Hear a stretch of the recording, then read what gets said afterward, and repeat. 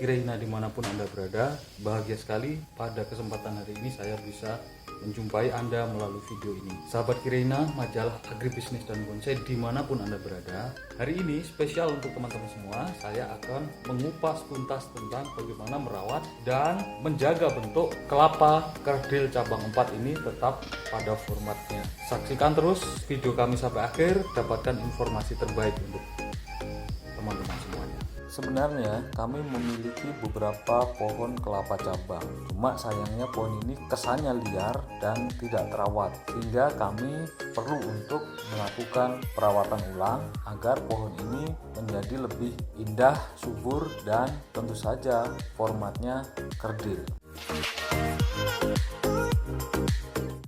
Cukup rancu sebenarnya saya menyebut sebagai bonsai kelapa, karena bonsai itu ada kriterianya sendiri. Cukup sebenarnya disebut sebagai tanaman kelapa kerdil. Kalau bonsai ada kriteria yang harus dipenuhi. Tetapi karena bonsai kelapa sudah terlanjur dikenal oleh masyarakat, maka kita akan menyebut sebagai bonsai kelapa. Meski saya kurang nyaman, saya sebut saja sebagai tanaman kelapa kerdil. Hari ini saya punya beberapa kelapa kerdil, tapi uniknya kelapa kerdil saya adalah kelapa cabang. Ada yang cabang 2, cabang 3, sampai cabang 4. Bagaimana saya memelihara dan mempertahankan bentuk kelapa-kelapa ini tetap sehat dan indah? Ikuti terus dalam video kami berikut ini. Hal utama yang kami lakukan untuk menyehatkan pohon tersebut adalah mengganti media.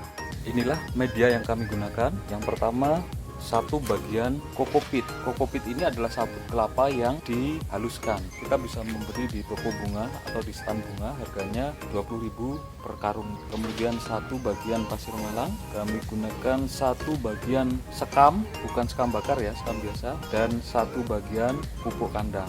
Dalam hal ini saya menggunakan pupuk kambing atau indil. Baik teman-teman, mari kita campur bahan-bahan ini.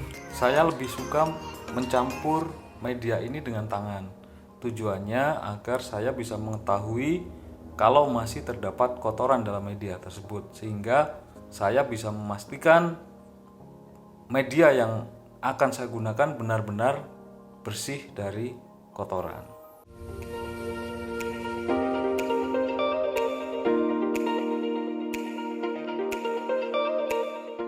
Teman-teman, kita akan repotting untuk kelapa cabang 3. Tadi yang sudah, ini cabang 2, ini cabang 4, ini yang cabang 3. Kita akan repotting pohon ini.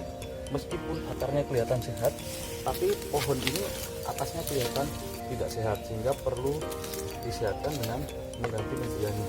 Hal penting yang harus diingat menanam tanaman dalam pot yaitu pastikan medianya padat, sehingga tidak ada rongga yang bisa digunakan untuk sarang semut atau hewan lainnya.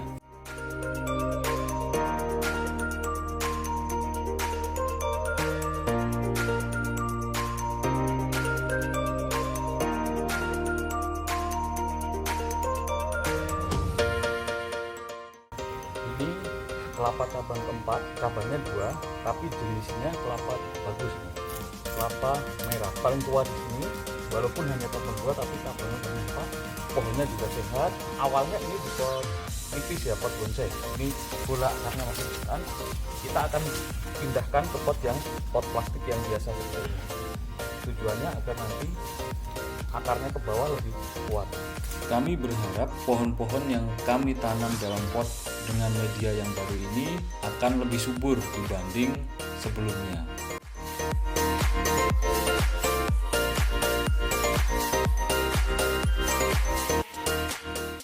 Sore ini kita bisa repotting 1, 2, 3, 4, 5, 6 kelapa cabang. Yang pertama kelapa cabang 3, kelapa cabang 2, kelapa cabang 2, kelapa cabang 2, kelapa cabang 2, dan kelapa cabang 4. Setelah semua pohon kelapa masuk ke dalam pot yang baru, saatnya kita melakukan perawatan satu persatu pohon. Yang akan kita kerjakan sekarang adalah pohon kelapa cabang 4. Awalnya pohon kelapa cabang 4 ini masih tumbuh bersama dengan kelapanya, tetapi karena sudah beberapa tahun kelapanya sudah copot, sehingga sekarang hidup mandiri dengan akar-akar yang ada. Kelebihan dari pohon ini adalah tentu saja di cabangnya 4, sehingga cukup langka. Selain itu, sebenarnya pohon ini sudah memiliki batang utama yang berupa kayu, jadi sudah berkayu.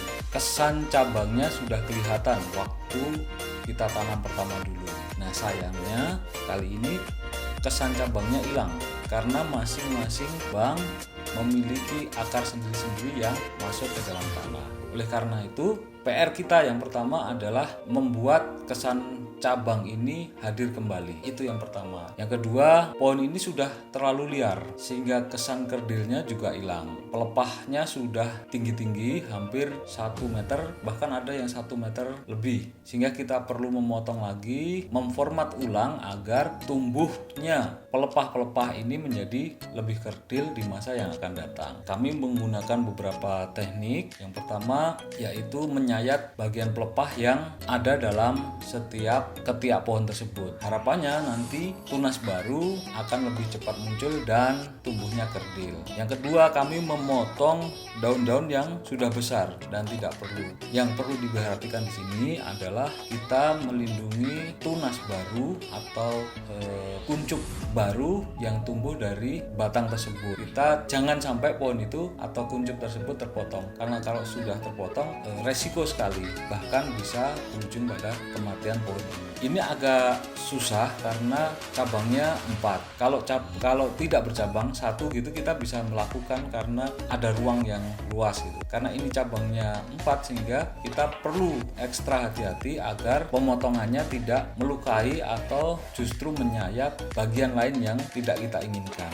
Itu yang kita lakukan di bagian atas. Setelah bagian atas selesai, kita akan koreksi di bagian bawah. Di bagian bawah ini cukup menentukan, nanti akan terlihat pohon ini kembali memberi kesan cabang, bukan pohon kelapa kembar gitu. Karena ada perbedaan yang signifikan antara kelapa kembar dan kelapa cabang. Kalau kelapa kembar itu tumbuhnya benar-benar dari bawah, sehingga masing-masing individu itu memiliki akar sendiri dan hidup sendiri, sehingga dia disebut kelapa kembar meski dalam satu pot atau satu area. Sedangkan kelapa cabang dia tumbuhnya cabang di atas, jadi ada batang utama yang berkayu ya, kemudian masing-masing cabang itu hidup menempel pada cabang utama tersebut, atau pada cabang yang baru tumbuh cabang kelapa yang baru juga. Tampaknya pohon ini sesuai dengan yang pernyataan yang kedua tadi. Jadi ada pohon kelapa cabang utama, kemudian tumbuh cabang kedua tumbuh cabang ketiga, dan cabang ketiga ini tumbuh cabang yang keempat, saling menempel.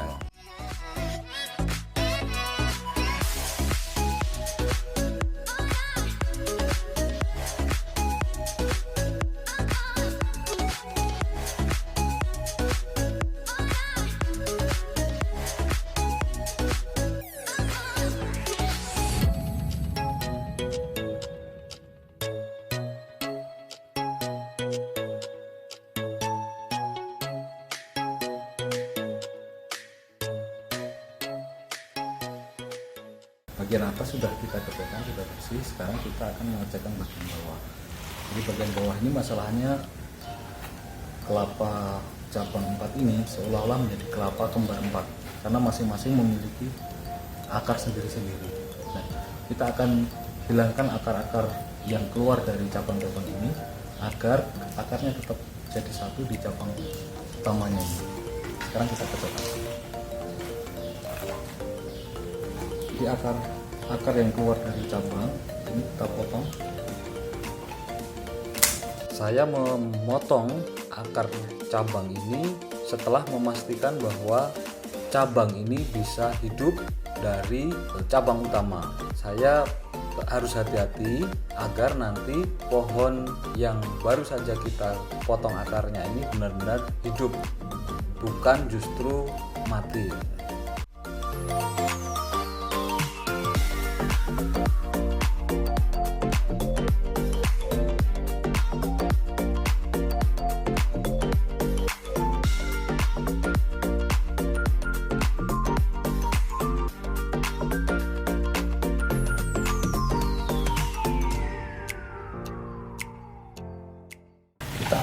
memperkuat cabang utama ini dengan memendam atau menimbun akar dari pohon utama ini dengan menambah media. Jadi seperti ini.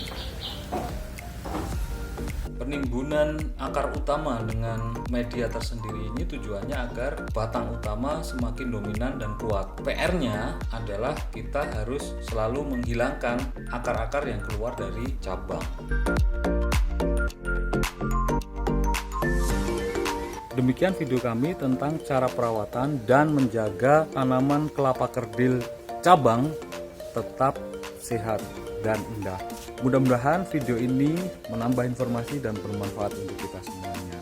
Terima kasih untuk teman-teman yang sudah menyaksikan video ini sampai akhir. Sampai bertemu kembali di video-video kami selanjutnya.